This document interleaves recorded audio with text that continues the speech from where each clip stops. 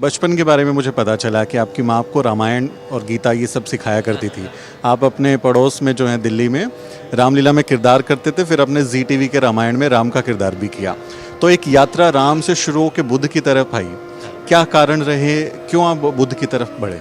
परिवार में, मैं हिंदू परिवार में पला बड़ा और बुद्ध के बारे में पढ़ा, मुझे बहुत ज़्यादा इंस्पिरेशन मिला और मुझे लगा कि इस दुनिया में सबसे जो ज़रूरी चीज़ है वो एक अच्छा इंसान बनना है। हिंदू राष्ट्र, राम राज, तमाम तरीके की बातें हो रही हैं।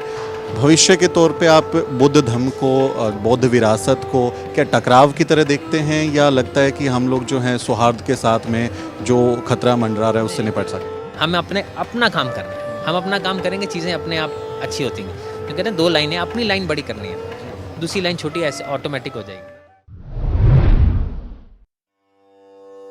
नमो बुद्धाय, जय भीम। द न्यूज़ वीक की इस खास पेशकश में आपका स्वागत है। आज खास मुलाकात में हमारे साथ मशहूर कलाकार, एक्टर, अभिनेता और आजकल धम्म की प्रचार में लगे हुए गगन मलिक साहब हैं। गगन मलिक साहब, ये जो वेश है, ये इसके पीछे क्या कहानी है? क्या आपका ये अभी कहें कि अनुभव रहा है, उसके बारे में बताएं जरा। नमो बुद्धाय, जय भीम। ये एक जर्नी है जो बहुत पहले मैंने शुरू की और मेरे जीवन का अब एक ही सपना है कि बाबा साहब का सपना पूरा करना। जो रिवाइवल ऑफ बुद्धिज़्म उन्होंने 1956 में शुरू किया था, उसे पूरा करना। वो उसकी जो धम्म की जो गति है, जो फैलाने की, वो बहुत ही कम है आज की तारीख में। तो मुझे लगा कि कहीं ना कहीं मुझे ये कोशिश करनी चाहिए कि धम्म का प्रचार प्रसार भारत में बहुत अच्छे से हो, ताकि एक अच्छा और अच्छा सभ्य और इंटेलिजेंट जो है ये देश बन सके और पीसफुल हो सके। जिसके लिए मैं चाहता था कि मैं धम्म को और अच्छे से जानूं, जिसके लिए, क्योंकि थाईलैंड बुद्धिस्ट कैपिटल है वर्ल्ड की, तो जितना धम्म अच्छे तरीके से वहाँ सीखा जा सकता है, मुझे लगता नहीं है किसी और देश में सीखा जा सकता है। और जब आप एक भिक्षु के रूप में उसे सीखते हैं तो उसकी बात कुछ अलग रहती है। तब आपको बहुत अच्छे से समझ में आती है कि धम्म एक्चुअली में है क्या। तो वो सीखने के लिए मैं थाईलैंड गया। वहाँ पे मेरा ऑर्डिनेशन हुआ वट्टाथोंग टेम्पल में, और मास्टर हैं हमारे फ्रा राजा बुराय नाना सोमफोन, जिन्होंने मुझे दीक्षा दी। और वो लेने के बाद मेरा एक और मिशन है कि मैं चाहता हूँ कि भगवान बुद्ध की जो मूर्तियाँ हैं 84,000, वो जो है पूरे भारत में जाएं, क्योंकि जब बुद्ध पहुँचेंगे तो मैं मानता हूँ कि उनका धम्म भी वहाँ पहुँचेगा। अशोका ने 84,000 स्तूप बनाए थे, तो मैं चाहता हूँ कि मैं उनके नक्शे कदम पर चल के एटलीस्ट 84,000 मूर्तियाँ तो दान करने की कोशिश कर सकता हूँ अगर स्तूप बनेंगे। इस दौरान में होता ऐसा है कि मैंने 15 दिन के लिए सोचा था मैं भिक्षु बनूंगा, लेकिन थाईलैंड में लोगों का इतना प्यार मिला कि मैं जो वहाँ की महासंघ है वो अभी ये कह रहे हैं कि आप जितना समय रह सकते हो, बार बार मौका नहीं मिलता जीवन में, आप रहो और सीखो, जितना सीखोगे उतना अच्छा है। लोगों ने बहुत सारी मूर्तियाँ भी दान की हैं। जब मैंने ये बात कही कि बाबा साहब का ये सपना है रिवाइवल ऑफ बुद्धिज़्म का, जो हमने करना है और आगे से पूरा बौद्धमय भारत करना है, तो लोगों को बहुत ज़्यादा खुशी हुई। और आप मानेंगे नहीं, बुज़ुर्ग लोग, बड़े छोटे, सब लोग अपनी शुभकामनाएँ देने, मूर्तियाँ देने, हमारा साथ देने के लिए आगे आए हैं। अब ये हमारे ऊपर निर्भर करता है, हमारे बुद्धिस्ट लोगों के ऊपर, कि हम एकता के साथ कैसे काम कर सकते हैं। हमारा जो ड्रॉबैक रहा है वो यही है कि हमारे में एकता कम है। सब लोग चाहते अच्छा हैं, लेकिन जब कोई एक अच्छा करना चाहता है तो उसको खींचने वाले बहुत लोग हैं। लेकिन अगर हाथ से हाथ मिलाकर चलेंगे, अच्छी गाइडेंस के साथ चलेंगे, अब बड़े बड़े भंते, ज्ञानी भंते जो हैं, जिन्होंने धम्म को अच्छे से पढ़ा है, वो हमारे साथ हैं हर तरीके से, तन मन धन सबसे साथ हैं। लेकिन अब हमारे बुद्धिस्ट लोगों को एक साथ होना है। वो जब होगा तो मुझे लगता है कि हम आगे बढ़ेंगे और बौद्धमय भारत बनाने का जो सपना है उसे साकार करेंगे।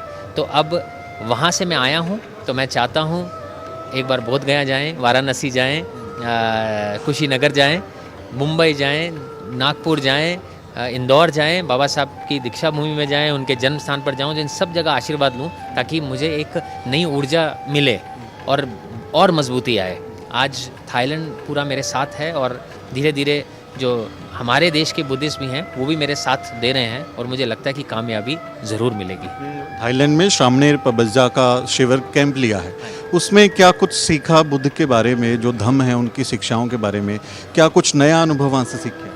देखिए, पहली चीज़ तो बहुत ज़रूरी है। देखिए, जब धम्म की बात करेंगे तो बहुत सारी चीज़ें हैं, कुछ पहले से जानना करना।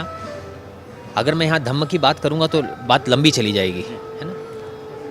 प्रेजेंट में जीना सबसे इम्पोर्टेंट है, माइंडफुलनेस के साथ। सती, समाधि और पन्या, ये सबसे इम्पोर्टेंट 3 चैप्टर हैं बुद्धिज़्म के। अगर आप मेडिटेशन करते हैं, समाधि करते हैं, तो सती डेवलप होती है। माइंडफुलनेस जब होती है, कॉन्टिन्यूसली आप माइंडफुल रहते हैं, तो विजडम आता है, और जब विजडम आता है तो आपको ज्ञान की प्राप्ति होनी शुरू हो जाती है। आप सही इंसान बनते हैं, सही राह पर चलना शुरू होते हैं और धीरे धीरे निर्वाण की ओर बढ़ना शुरू होते हैं। इसको और बड़े से मैं समझा सकता हूँ, लेकिन अभी समय की कमी है। अब धम्म की बात करें, बुद्ध का धम्म क्या सीखा है? बुद्ध का धम्म तो बहुत बड़ा है, जितना मैंने आपको छोटे से इसमें बताया। इसमें बहुत सारी चीज़ें हैं, अगर हम बात करेंगे। फुर्सत से हम ये ज़रूर जानना चाहेंगे। हाँ, ये धम्म टॉक होनी बहुत ज़रूरी है। जो इम्पोर्टेंट मैं चाहता हूँ, जो मैसेज आना चाहिए, भिक्षुओं का सम्मान कैसे करना है वो हमें सीखना है। एक बुद्धिस्ट डिसिप्लिन में कैसे रहता है वो हमें सीखना है। यहाँ पर उस चीज़ की मुझे बहुत कमी दिखती है, और नए मंक्स और बनने चाहिए, ऑर्डिनेट होने चाहिए भिक्षु। वो कैसे होंगे वो सीखा है। कल्चरल आदान प्रदान कैसे हो, कि भारत से थाईलैंड जाएं, थाईलैंड से कुछ लोग इधर आएँ, नए भिक्षु बने जो बुद्ध का धम्म फैलाएं। इस पर काम करना है, ये बहुत ज़रूरी है। मलिक साहब, आपका बारे में मैं जब स्टोरी के लिए मैं आ रहा था तो मैं बहुत सारी रिसर्च कर रहा था। आपके बचपन के बारे में मुझे पता चला कि आपकी माँ आपको रामायण और गीता ये सब सिखाया करती थी। आप अपने पड़ोस में जो है दिल्ली में रामलीला में किरदार करते थे, फिर अपने जी टीवी के रामायण में राम का किरदार भी किया। तो एक यात्रा राम से शुरू होकर बुद्ध की तरफ आई। क्या कारण रहे, क्यों आप बुद्ध की तरफ बढ़े?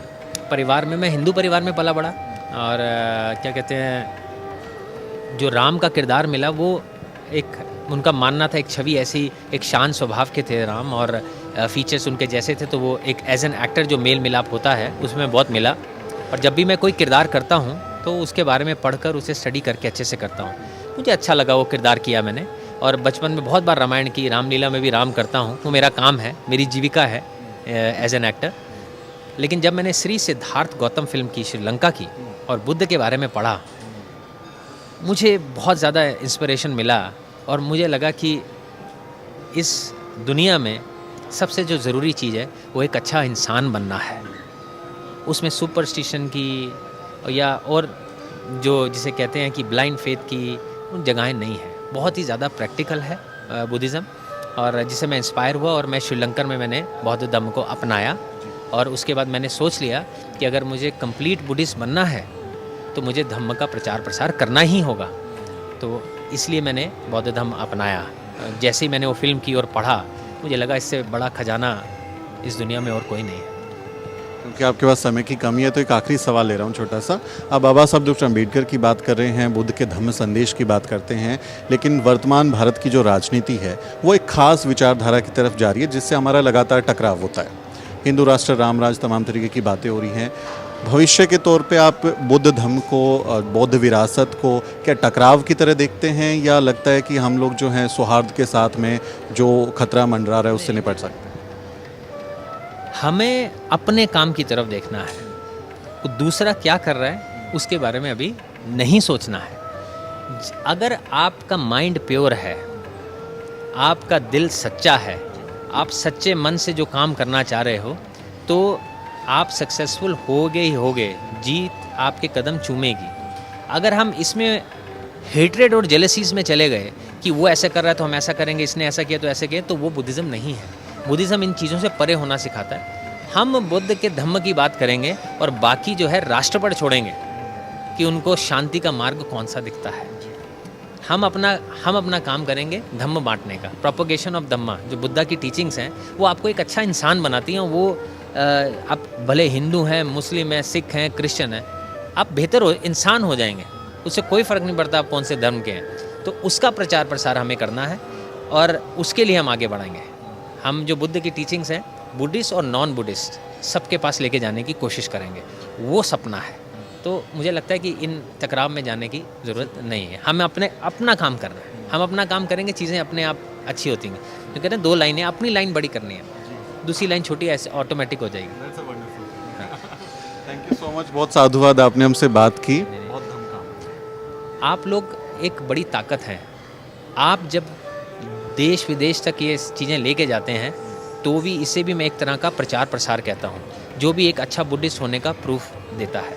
बहुत बहुत मैं भी आपका शुक्रिया अदा करता हूँ कि आज आपने मेरा इंटरव्यू लिया और मेरी बात लोगों तक पहुँचाई। और आप कभी फुर्सत में बैठेंगे तो लंबी चर्चा करेंगे। गगन साहब की फ़्लाइट है तो वो अभी जाने वाले हैं। इस चर्चा पर गगन साहब ने जो बातें बताई हैं धम्म के बारे में, उस पर आपका क्या कहना है कमेंट में लिखें और हमारे चैनल को ज़रूर सब्सक्राइब करें। मेरा नाम सुमित चौहान है और इस वीडियो स्टोरी में मेरी मदद करें मेरे सहयोगी मोहित। फिर किसी वीडियो में मुलाकात होगी। नमो बुद्धाय, जय भीम।